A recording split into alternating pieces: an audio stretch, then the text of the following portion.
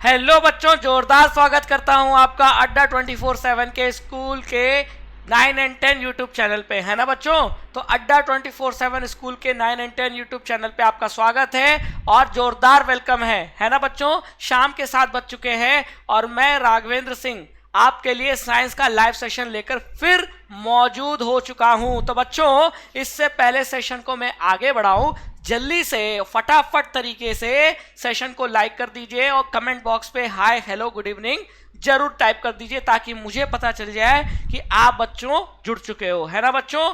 तो आप लोगों के लिए बच्चों हमने आरंभ बैच तो शुरू किया ही था क्लास 10 के बच्चों के लिए, और अब क्लास 9 के बच्चों के लिए हमने आगाज बैच भी शुरू कर दिया है ना बच्चों। तो क्लास 10 के बच्चों से यह अपील है, क्योंकि वो बहुत पहले से पढ़ रहे हैं आरंभ बैच में, अगर आपके क्लास 9 के जूनियर स्टूडेंट्स हैं, वो आपके कांटेक्ट में हैं, तो आप उनको आगाज बैच के बारे में पढ़ाइए, है ना, बताइए। और हम आगाज बैच में क्लास 9 का जो पूरा सिलेबस है वो पढ़ाएंगे। तो बच्चों, आगाज बैच में विज्ञान मैं ही पढ़ाऊंगा दोपहर में 1 बजे। आगाज बैच में मैं क्लास 9 का कंप्लीट सिलेबस तैयार कराऊंगा।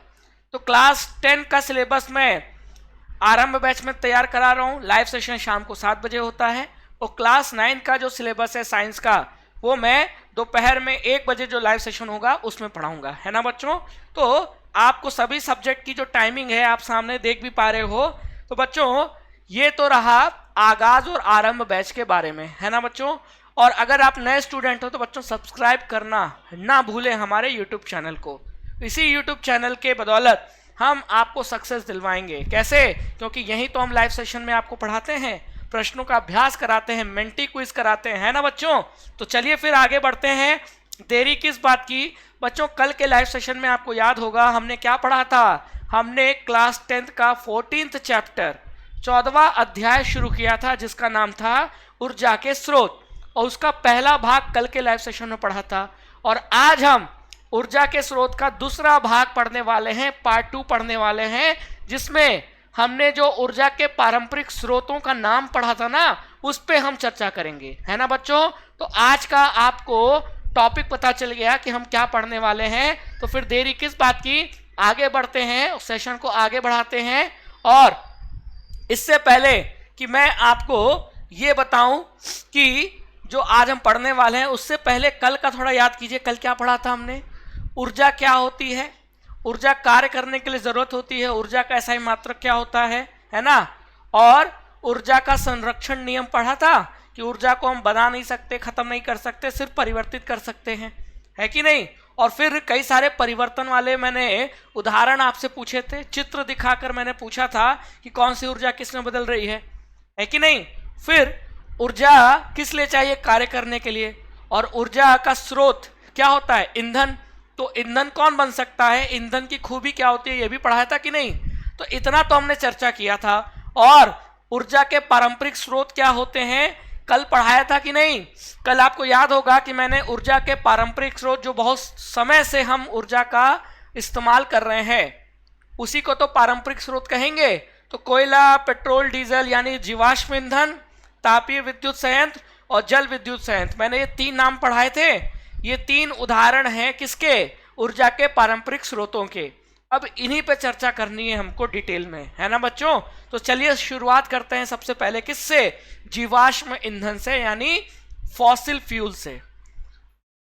अब सबसे पहला प्रश्न ये बनता है कि चाहे कोयला हो, डीजल हो, पेट्रोल हो, केरोसिन हो, इसको हम जीवाश्म ईंधन क्यों कहते हैं? कभी आपने सोचा है कि आखिर इसको जीवाश्म ईंधन क्यों कहा जाता है? बताइए तो बच्चों, क्योंकि ये जीवाश्म से बने हैं। तो मैं बता दूं, कोयला, सबसे पहले कोयला बता दूं, जो कोयला बना है ना, वो पेड़ पौधों के जीवाश्म से बना है। और जो डीजल पेट्रोल यानी जो पेट्रोलियम पदार्थ है, वो समुद्री जीवों के जीवाश्म से बना है। क्योंकि कोयला और पेट्रोल, डीजल जीवाश्म से बना हुआ ईंधन है, इसीलिए इसे जीवाश्मी ईंधन कहते हैं, यानी फॉसिल फ्यूल कहते हैं। ठीक है बच्चों, आइए थोड़ा ये बता दूं कि कोयला बना कैसे। लाखों करोड़ों साल पहले, है ना बच्चों। आज तो आप देखते हो हर जगह मकान बन गया है ना, हर जगह बिल्डिंगें बन गई हैं। लेकिन आज से कई लाखों साल पहले धरती पर क्या घर थे इतने सारे? जी नहीं। इंसान की आबादी ही बहुत कम थी, है कि नहीं? तो मान लीजिए कि जहां घर नहीं थे, बिल्डिंग नहीं थे, वहां फिर क्या था? जमीन पे जंगल थे, पेड़ थे, पूरा पृथ्वी पानी और पेड़ों से ढका हुआ था, है ना? आपको पता है कि पृथ्वी का 3/4 भाग पानी से भरा है और 1/4 भाग जमीन है, और उस जमीन पर पूरे पेड़ पौधे ही तो पाए जाते थे लाखों साल पहले पृथ्वी पर। अब हुआ क्या कि बाढ़ के कारण, लाखों साल पहले भी बाढ़ आए करती थी बच्चों, बरसात होती थी, पानी बढ़ जाता था, और ये बढ़ा हुआ पानी नदियों का, समुद्र का, ये मैदानी इलाकों में घुस जाता था। तो बाढ़ आने के कारण ये जो पेड़ पौधे हैं ना, ये टूटकर जमीन में धंस जाते थे, ठीक है? और समय के साथ ये जो पेड़ पौधे थे, जंगल था, जंगल में पेड़ पौधों के टूटने की वजह से, बाढ़ के पानी की वजह से टूट गए, और टूटने की वजह से क्या होते थे? ये जमीन पे धंसते चले गए और ऊपर नई मिट्टी आती चली गई। तो जैसे जैसे इन पेड़ पौधों के ऊपर नई मिट्टी की परत आती चली गई, ये और दबते चले गए, और जितना दबते चले गए उतना तापमान और दबाव बढ़ता चला गया। तो अधिक दबाव और अधिक तापमान के कारण ये लाखों सालों में पेड़ पौधों के जो जीवाश्म थे वो किस में बदल गए? कोयला में बदल गए। और इसी प्रक्रिया को कार्बोनीकरण यानी कार्बोनाइजेशन कहते हैं। तो कोयले का निर्माण धरती में कैसे हुआ है, समझ में आया? पेड़ पौधों के मरने से हुआ है। पेड़ पौधे मर गए और जमीन के अंदर दबते चले गए, और अधिक दबाव के कारण और अधिक तापमान के कारण वो जो पेड़ पौधों का जीवाश्म था, अवशेष था, वो धीरे धीरे लाखों सालों में किस में बदल गया? कोयले में बदल गया, ठीक है? और धरती पे 4 प्रकार का कोयला पाया जाता है ना? एंथ्रेसाइट, बिटुमिनस, लिग्नाइट, पीट। समझ में आया? तो ये तो बात हो गई कोयला कैसे बना है। अब बात कर लेते हैं डीजल पेट्रोल कैसे बना है।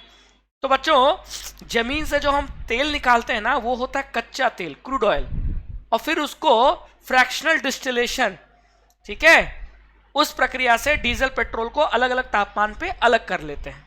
तो ये जो कच्चा तेल है, पेट्रोलियम है, इसको हम जो निकालते हैं धरती के नीचे से, आपने देखा होगा कि समुद्रों में बहुत बड़े बड़े पेट्रोल के वो क्या होते हैं? प्लांट होते हैं, जो समुद्र में गहराई में खुदाई करके तेल निकालते हैं। तो आखिर ये तेल बना कैसे है? पेट्रोलियम, डीजल पेट्रोल बना कैसे है? बच्चों, ठीक उसी तरह जैसे लाखों साल पहले जमीन पे पेड़ हुआ करते थे, समुद्र में जीव हुआ करते थे, और समुद्री जीव के मरने के कारण जो उनका अवशेष है वो कहाँ बैठता चला गया? समुद्र के तल पे बैठता चला गया। तो समुद्री जीवों के मरने से जो उनका जीवाश्म है, अवशेष है, वो समुद्र तल पे बैठता चला गया, और धीरे धीरे ये जीवाश्म किस में बदल गया? कच्चे तेल में, डीजल पेट्रोल में, है ना? और यही जीवाश्म हम क्या करते हैं? खुदाई करके निकालते हैं, और उस कच्चे तेल से डीजल, पेट्रोल, केरोसिन अलग कर लेते हैं। तो क्योंकि कोयला पेड़ों के जीवाश्म से बना है, और जो कच्चा तेल है, डीजल पेट्रोल है, ये समुद्री जीवों के जीवाश्म से बना है, इसीलिए इन दोनों को हम क्या कहते हैं? जीवाश्मी ईंधन यानी फॉसिल फ्यूल। और इस ईंधन में ऊर्जा होती है, और इसी ऊर्जा का तुम इस्तेमाल करते हैं। खाना बनाना है, कोयले का इस्तेमाल करते हैं। गाड़ी चलाना है तो डीजल पेट्रोल का इस्तेमाल करते हैं। बस चलाना है, ट्रक चलाना है, ट्रेन चलाना है, डीजल पेट्रोल का इस्तेमाल करते हैं। यहाँ तक कि एरोप्लेन के लिए भी ईंधन कहाँ से आ रहा है? यहीं से तो आ रहा है कि नहीं? जनरेटर चलाना है तो जनरेटर में डीजल डलता है। तो कहने का मतलब यह है कि हमारे लिए ऊर्जा का स्रोत कोयला है कि नहीं, डीजल है कि नहीं, पेट्रोल है कि नहीं, है ना? तो ये हमारा ऊर्जा का पारंपरिक स्रोत का पहला उदाहरण है। अब आपको समझ में आ गया होगा काफी हद तक कि आखिर ये कोयला बना कैसे। इसीलिए देखो यहाँ लगा, यहाँ क्या क्या लिखा है? टाइम यानी समय, प्रेशर यानी दाब, और हीट यानी गर्मी, तापमान, ठीक है? तो अधिक दबाव और अधिक तापमान के कारण पेड़ पौधे कोयला में बदल गए, और समुद्री जीवों का अवशेष अधिक दबाव और अधिक तापमान के कारण डीजल पेट्रोल में बदल गया। है कि नहीं? समझ में आया कि नहीं? तो ऊर्जा की, अब देखो, ऊर्जा की मांग तो बढ़ रही है। क्यों बढ़ रही है? क्योंकि समय के साथ पृथ्वी पे इंसानों की जनसंख्या क्या हो रही है? बढ़ रही है, ठीक है? अब जहां एक इंसान था वहां 2 इंसान हो गए। पहले एक इंसान था, वो बाइक से चलता था, तो सिर्फ एक बाइक के लिए डीजल चाहिए या पेट्रोल चाहिए? वैसे बाइक में डीजल नहीं डलता है, पेट्रोल डलता है ना। लेकिन अब दो इंसान हैं, वो दोनों बाइक खरीद रहे हैं और दोनों बाइक को चलने के लिए पेट्रोल चाहिए। तो क्या समझ में आ रहा है, जैसे जैसे जनसंख्या बढ़ रही है हर इंसान की ऊर्जा की मांग बढ़ रही है, और ऊर्जा की मांग को पूरा करने के लिए हम ज्यादा से ज्यादा जमीन से क्या निकाल रहे हैं, कोयला निकाल रहे हैं और पेट्रोल निकाल रहे हैं, ताकि ऊर्जा की मांग को क्या किया जा सके, पूरा किया जा सके। और इसीलिए खतरा यह है कि एक समय ऐसा आएगा कि कोयले का भंडार, डीजल का भंडार खत्म हो सकता है, और यही चिंता का विषय है। तो हमको इसका विकल्प भी तलाशना होगा। किसका विकल्प? ऊर्जा का विकल्प। एनर्जी का विकल्प नहीं तलाशोगे, क्योंकि ये ऊर्जा तो खत्म होने वाली एक समय आकर। तो अगर ऊर्जा का विकल्प नहीं होगा तो फिर हमारी ऊर्जा की मांग पूरी कैसे होगी, है ना। तो वही लिखा है बच्चों, ऊर्जा की बढ़ती मांग की अधिकांश पूर्ति किससे होती है? जीवाश्मी ईंधन से होती है, चाहे वो कोयला हो या पेट्रोलियम हो। समझ में आया? अब बच्चों याद होगा, एक चीज आपको मैं बता दूं कि पृथ्वी पर जब इंसानों ने रहना शुरू किया, समाज में एक रहना शुरू किया, तो सबसे पहले तो खेती शुरू की। उद्योग तो थे नहीं, लेकिन जैसे जैसे जनसंख्या बढ़ी पृथ्वी पर इंसानों की, लोगों को रोजगार के कई अवसर और बने। अब खेती ही एकमात्र रोजगार का साधन नहीं है, और भी तरीके हैं रोजगार के, जैसे उद्योग। तो औद्योगिकरण यानी कि औद्योगिक क्रांति, आपने देखा होगा कि यूरोप में सबसे पहले यूरोप में औद्योगिक क्रांति आई। आखिर औद्योगिक क्रांति क्यों आई?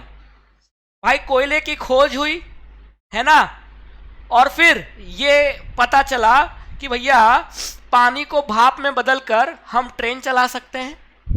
जेम्स वाट ने भाप इंजन की खोज कर ली। तो कोयले का पता चल गया, भाप इंजन का पता चल गया, तो हमारे लिए एक दरवाजा खुल गया। किसका? उद्योग का। कि भैया उद्योग हम लगाएंगे और ऊर्जा कहां से पाएंगे? कोयले से। ये तो वही बात हो गई, नून रोटी खाएंगे, ठीक है, साथ ही जिएंगे, वही वाला गाना है ना। उसी तरह यहां भी हो गया कि कोयले, ऊर्जा उद्योग लगाएंगे और कोयले की मांग जो है उसका हम उपयोग करेंगे, और ऊर्जा उपयोग करके हम उद्योग लगाएंगे, है ना। तो कहने का मतलब ये है कि औद्योगिक क्रांति क्यों शुरू हो पाई? औद्योगिक क्रांति के लिए भाई मशीन चाहिए। मशीन कब चलेगी? जब उसको ऊर्जा मिलेगी, और ऊर्जा कहाँ से मिलेगी? ईंधन से। तो औद्योगिक क्रांति में ईंधन का स्रोत क्या बना? कोयला, है ना। तो देखो बच्चों, कोयले की खोज हुई, कोयले की खोज हुई तो फिर स्टीम इंजन की खोज हो गई। स्टीम इंजन में कोयले का ही तो इस्तेमाल करके पानी को गर्म करके भाप में बदला जाता था, और भाप क्या करता था? स्टीम इंजन को चलाता था। अब जब स्टीम इंजन की खोज हो गई तो इंग्लैंड, लंदन में दुनिया का पहली बार क्या ट्रेन चली, और क्या हुआ? ट्रैक यानी रेलवे की पटरियां बिछाने लगी। तो हमारे लिए आवागमन का एक साधन तैयार हो गया। आवागमन का साधन तैयार हो गया तो कोयले को दूर तक ले जाना भी आसान हो गया, है ना। लोगों को सफर करना आसान हो गया, तो लोग रोजगार के लिए एक जगह से दूसरी जगह जाने लगे। तो धीरे धीरे औद्योगिकरण बढ़ता गया। यानी कि ईंधन का बहुत बड़ा ज्यादा इसका औद्योगिक क्रांति में क्या है, इसका रोल है ना। अगर हमारे पास ईंधनों की खोज नहीं हुई होती, कोयला, पेट्रोलियम, डीजल की खोज नहीं हुई होती, तो शायद हमारे धरती पर औद्योगिक क्रांति भी नहीं आती, इंडस्ट्रियल रिवॉल्यूशन भी नहीं आता, है ना। उद्योग ही नहीं लगते, क्योंकि उद्योग बिना ऊर्जा के एक सेकंड भी नहीं चल सकते। कोई भी उद्योग ले लो, है ना, चाहे स्टील इंडस्ट्री ले लो, चाहे गाड़ी बनाने वाली, चाहे साइकिल बनाने वाली, कोई भी इंडस्ट्री ले लो, ऊर्जा चाहिए, चाहे विद्युत ऊर्जा चाहिए, चाहे कोयला चाहिए। तो अगर ये नहीं होगा, विद्युत भी कहाँ से बनाते हैं? कोयले का इस्तेमाल करके। तो कहने का मतलब है कि अगर ये ईंधन की खोज नहीं हुई होती तो संभवतः औद्योगिक क्रांति भी नहीं आती। तो ये जो ऊर्जा के पारंपरिक स्रोत है ना, इन्हीं के वजह से तो औद्योगिक क्रांति आई, और लोगों को खेती के अलावा रोजगार का एक दूसरा अवसर प्राप्त हुआ, है कि नहीं। अब यहां आप ग्राफ देख रहे हो, ये ग्राफ क्या है? ये पाई चार्ट है। क्या है? पाई चार्ट है कि नहीं। तो इस पाई चार्ट में आप क्या देख रहे हो? इस पाई चार्ट में आपको साफ साफ नजर आ रहा है कि हमारी जो ऊर्जा की जो मांग है वो कोयले से भी पूर्ति हो रही है, पेट्रोलियम प्राकृतिक गैस से भी पूर्ति हो रही है, जल से भी हो रही है, नाभिकीय यानी न्यूक्लियर एनर्जी से भी पूरी हो रही है, पवन यानी विंड एनर्जी से भी पूरी हो रही है। लेकिन हमारी ऊर्जा की मांग की पूर्ति सबसे ज्यादा किससे हो रही है? ये देखिए लाल रंग से क्या है? कोयला। यानी कि सबसे ज्यादा हम ऊर्जा की पूर्ति कहां से कर रहे हैं? कोयला से कर रहे हैं, है ना। यानी कि भारत में हमारी ऊर्जा की जो आवश्यकता है, ठीक है, उसका जो प्रमुख स्रोत है वो कोयला है। अधिकतर ऊर्जा की जो आवश्यकता है वो कोयला पूरा कर रहा है। मतलब कोयला नहीं रहेगा तो उद्योग ठप हो जाएंगे, है ना, बिजली बनना बंद हो जाएगी, है कि नहीं। तो ये पाई चार्ट आपको कुछ बता रहा है, इसको समझ में आना चाहिए। अगर आपसे कोई पूछ लेगा, 4 विकल्प दे दिया, अब आपसे ये पूछ लिया कि बताओ ऊर्जा का अधिकतर जो मांग है उसकी पूर्ति किस स्रोत से हो रही है, तो उत्तर क्या होगा? कोयला होगा। तो पहला जीवाश्म ईंधन के बारे में पढ़ लिया कि नहीं? चलिए अब आगे चलते हैं। अब बात कर लेते हैं ऊर्जा का दूसरा पारंपरिक स्रोत, तापीय विद्युत संयंत्र यानी कि थर्मल पावर प्लांट, है ना बच्चों। अब नाम से लग रहा है थर्मल पावर प्लांट, तो ये पावर प्लांट है यानी बिजली बनाई जा रही है। लेकिन यहां बिजली बनाई कैसे जा रही है? कोयले का इस्तेमाल करके, है ना। किसका इस्तेमाल करके? कोयले का इस्तेमाल करके। तो कोयला ईंधन की तरह इस्तेमाल हो रहा है, और कोयले का इस्तेमाल करके क्या किया जा रहा है? पानी को गर्म किया जा रहा है, ठीक है। पानी को क्या किया जा रहा है? गर्म। और पानी को गर्म करने पर पानी किस में बदल रहा है? भाप में, यानी वाष्प में। तो थर्मल पावर प्लांट किस तरीके से बिजली बनाता है इसको समझिए बच्चों। कोयले का इस्तेमाल करके बिजली बनती है तापीय विद्युत संयंत्र में। तो कोयले का इस्तेमाल करके पहले पानी को गर्म किया जाता है। पानी को गर्म करोगे तो पानी तरल से किस में बदलेगा? भाप में, यानी वाष्प में। और ये वाष्प क्या लगाएगा? दबाव। किस पे? ये दबाव लगाएगा टरबाइन पे। टरबाइन के जो ब्लेड है ना उस पे ये दबाव लगाएगा। तो टरबाइन की ब्लेड क्या होंगी? घूमेंगी। और टरबाइन की ब्लेड घूमेंगी तो आपको पता है क्या उत्पन्न होगी? विद्युत ऊर्जा। क्या उत्पन्न होगी? विद्युत ऊर्जा। और इसी विद्युत ऊर्जा कौन सी? AC current. यही तो हमारे घरों तक खंभों के मदद से पहुंचाई जा रही है। और इसी विद्युत ऊर्जा का हम इस्तेमाल करके हमारे घरों में लगे फैन, टीवी, एसी इसका इस्तेमाल कर रहे हैं। तो यही तो है तापीय विद्युत संयंत्र। अब ये जो चित्र में आप देख रहे हो, देखो लिखा है Kota super thermal power station, है ना। तो मेगावाट क्यों लिखा है? क्योंकि क्षमता जो होती है, पावर होती है, उसको किस में नापते हैं? वाट में। और वाट से बड़ी यूनिट किलोवाट, किलोवाट से बड़ी यूनिट मेगावाट। तो वही तो लिखा है 1240 मेगावाट। तो कोटा शहर में एक थर्मल पावर प्लांट है, ये उसका चित्र है ना बच्चों। चलिए, तो बच्चों इसका मतलब अगर कोयला नहीं पहुंचेगा कहाँ? तापीय विद्युत संयंत्र में, तो बिजली भी नहीं बन पाएगी, है ना। तो कोयला बहुत ही महत्वपूर्ण ईंधन है हमारे लिए। खाना बनाना हुआ तो भी कोयला इस्तेमाल कर सकते हैं, है ना। कई सारे उद्योग में कोयले का इस्तेमाल हो रहा है। और तापीय विद्युत संयंत्र में बिजली बनाने के लिए हम कोयले का इस्तेमाल कर रहे हैं कि नहीं। तो देखो बच्चों, कुछ इस तरीके से जो मैंने पढ़ाया उसको आप समझ सकते हो। ये देखिए प्रेशर कुकर में भाप निकल रहा है। ये एक मॉडल है जिससे आप तापीय विद्युत संयंत्र के काम करने के तरीके को समझ सकते हो। प्रेशर कुकर से गैस निकलती है तभी तो सीटी बजती है। तो मान लो कि हमने प्रेशर कुकर में हमने पानी भर दिया, उसको उबाल रहे हैं। तो अब ये पानी भाप बनकर इधर से निकलेगा। अब ये जो नली है, इस नली को हमने ये टरबाइन टेबल टेनिस की गेंद पर हमने क्या लगा दिए? हमने धातु की पंखुड़ियां लगा दी हैं। तो जब यहाँ से गैस निकलेगी प्रेशर कुकर से, तो ये जो भाप है ना, पानी का ये जो पानी भाप बनकर निकल रहा है ना पाइप से, ये पाइप को जब आप इस ब्लेड की तरफ रखोगे तो ये ब्लेड क्या होगा? इस तरह से घूमेगा। यही समझ लीजिए ये टरबाइन है ना। और ये ब्लेड घूमेगा तो इस यांत्रिक ऊर्जा को डायनेमो किस में बदल देगा? विद्युत ऊर्जा में, और बल्ब जलने लगेगा। बस यही तो तापीय विद्युत संयंत्र में हो रहा है। बस हम क्या कर रहे हैं? माफ कीजिएगा, हम क्या कर रहे हैं, पानी को गर्म कुकर में नहीं कर रहे हैं, पानी को गर्म हम बड़े बड़े बॉयलर होते हैं उसमें हम नीचे कोयला का इस्तेमाल करके पानी को, कोयला को जब जलाते हैं तो उससे जो गर्मी निकल रही है उससे पानी गर्म होता है, पानी भाप में बदलता है और ये भाप जाकर टरबाइन के ब्लेड को घुमाता है और जब टरबाइन का ब्लेड घूमता है तो यांत्रिक ऊर्जा को किस में बदल दिया जाता है, टरबाइन का ब्लेड घूम रहा है मतलब यांत्रिक ऊर्जा, और ये ऊर्जा किस में बदल दी जाती है, विद्युत ऊर्जा में बदल दी जाती है। इस तरीके से ये तापीय विद्युत संयंत्र बिजली बनाता है। समझ में आया कि नहीं काम करने का तरीका? तो वही तो लिखा है यहाँ कि तापीय विद्युत संयंत्र में प्रतिदिन विशाल मात्रा में कोयले का दहन करके जल उबालकर भाप बनाई जाती है जो टरबाइन को घुमाकर विद्युत उत्पन्न करता है ना।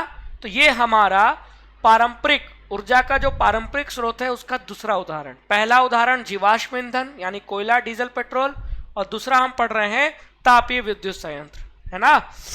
आप जिस राज्य में हो बच्चों, जिस राज्य में रहते हो, आप पता करो नेट पे कि आपके राज्य में कितने विद्युत संयंत्र हैं, तापीय विद्युत संयंत्र यानी थर्मल पावर प्लांट, तो आपको पता चल जाएंगे, है ना। ये एक जनरल नॉलेज की चीज है। तो जो हम विज्ञान पढ़ रहे हैं उसको हम अपने जीके से क्या कर सकते हैं, मैच कर सकते हैं, अपना जनरल जो नॉलेज है वो बढ़ा सकते हैं। समझ में आया? चलिए अब आगे चलते हैं। अब आपसे ये पूछा जाए कि अधिकतर बिजली भारत में कैसे बन रही है, तो आंसर होगा, उत्तर होगा तापीय विद्युत संयंत्र में, है ना। क्योंकि बिजली सिर्फ तापीय नहीं, जल विद्युत संयंत्र, नाभिकीय विद्युत संयंत्र यानी nuclear power plant, hydro electric power plant, thermal power plant, सभी में बिजली बन रही है। लेकिन भारत में अधिकतर बिजली उत्पादन तापीय विद्युत संयंत्रों से ही होता है। सरकार क्या करती है, सरकार इन तापीय विद्युत संयंत्रों से एग्रीमेंट करती है, सरकार बिजली खरीदती है और फिर उसको सब्सिडाइज रेट पे, सब्सिडी देकर कम दरों पर उसको पब्लिक के लिए बांटती है ना। मान लीजिए कि जैसे 8 रुपए में खरीदा सरकार ने और सरकार गरीबों को, किसानों को मान लो 1 रुपये या 2 रुपये यूनिट दे रही है, इसका मतलब 8 रुपये की बिजली सरकार उसको 1 या 2 रुपये पे दे रही है, तो जो बाकी खर्चा है वो सरकार उठा रही है ना, ताकि गरीबों को, किसानों को मदद मिल सके। ठीक है, चले आगे, बहुत बढ़िया। अब बच्चों ऊर्जा का जो पारंपरिक स्रोत है, अब हम उसका तीसरा उदाहरण पढ़ने जा रहे हैं, जल विद्युत संयंत्र यानी कि हाइड्रो इलेक्ट्रिक पावर प्लांट। क्या बच्चों? Hydro electric power plant. तो बच्चों जल विद्युत संयंत्र में बिजली कैसे बनती है? सबसे पहले तो हमको पानी के ऊपर यानी पानी का जो रास्ता है, ठीक है, वहां हमको डैम बनाना पड़ता है। तो हम क्या करते हैं, पानी जो बह रहा है उसको रोकने के प्रयास करते हैं और हम डैम बनाते हैं।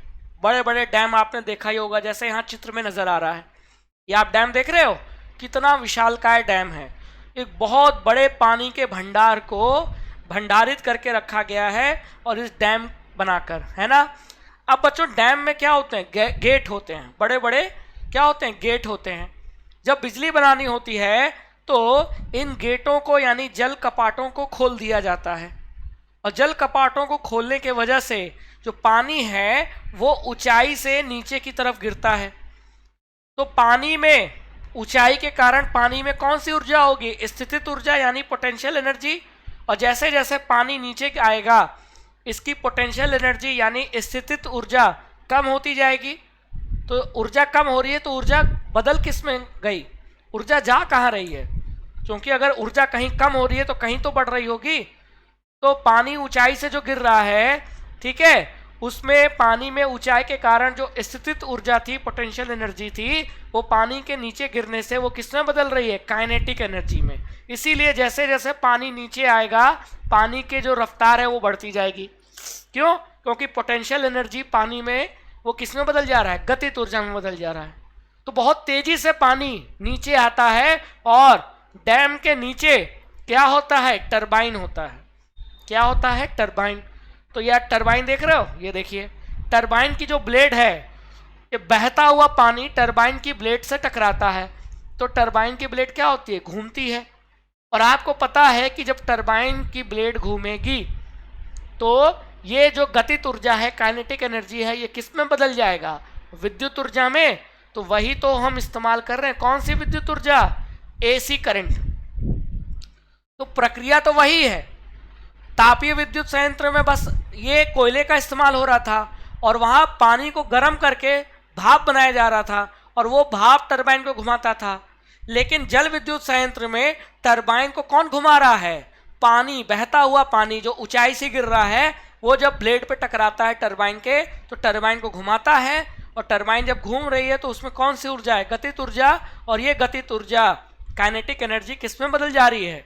ये विद्युत ऊर्जा में बदल जा रही है। और फिर उसी डैम से ये विद्युत पैदा की जा रही है। कौन सी विद्युत? AC current. और यही हमारे घरों तक भेजी जा रही है। तो ये जो बिजली उत्पादन का तरीका है, इसी को तो कहते हैं जल विद्युत संयंत्र, हाइड्रो इलेक्ट्रिक पावर प्लांट। तो आपने देखा होगा पहाड़ी इलाकों पे बहुत डैम होते हैं। उत्तराखंड, हिमाचल डैम ही डैम है। क्यों? क्योंकि पहाड़ी इलाकों पर नदियां निकल रही हैं ढलान पे, तो वहां हम आसानी से क्या बना देते हैं? डैम बना देते हैं और बिजली उत्पादन करते हैं। समझ में आया कि नहीं? ये आपका तीसरा पारंपरिक स्रोत था। किसका? ऊर्जा का। तो ऊर्जा के 3 पारंपरिक स्रोत हमने पढ़े। क्या क्या बता सकते हैं? पहला जीवाश्मी ईंधन, दूसरा तापीय विद्युत संयंत्र और तीसरा जल विद्युत संयंत्र। और अब देखो बच्चों, 2 चीजें आपको दिख रही हैं। तापीय विद्युत संयंत्र में भी बिजली बन रही है, जल विद्युत संयंत्र में भी बिजली बन रही है। तो भारत में अधिकतर बिजली हम कैसे बनाते हैं? अधिकतर बिजली तापीय विद्युत संयंत्र में बनाते हैं। ठीक है, समझ में आया? और इसके लिए हमको बांध बनाना पड़ता है और पानी को एकत्र करना पड़ता है। और यही एकत्र पानी जब ऊंचाई से छोड़ा जाता है तो टरबाइन की ब्लेडों से टकराता है, टरबाइन घूमती है, घूर्णन करती है और फिर जनरेटर की मदद से विद्युत उत्पादन होता है। समझ में आया? बहुत आसान है कि नहीं? तो बच्चों, इसीलिए तो मैंने आपको ये लाइव सेशन में पढ़ाने के लिए मैंने कल बोला था कि हमने नाम तो जान लिए ऊर्जा के पारंपरिक स्रोतों के बारे में, लेकिन नाम से बात नहीं चलेगी, उसके बारे में पढ़ना भी पड़ेगा, है ना? समझ में आया? तो ये रहा आज का लाइव सेशन जिसमें हमने ऊर्जा के पारंपरिक स्रोतों के बारे में चर्चा की, है ना बच्चों? तो हमारे साथ जुड़ते रहिए और जुड़ने का सबसे अच्छा तरीका है हमारा टेलीग्राम चैनल।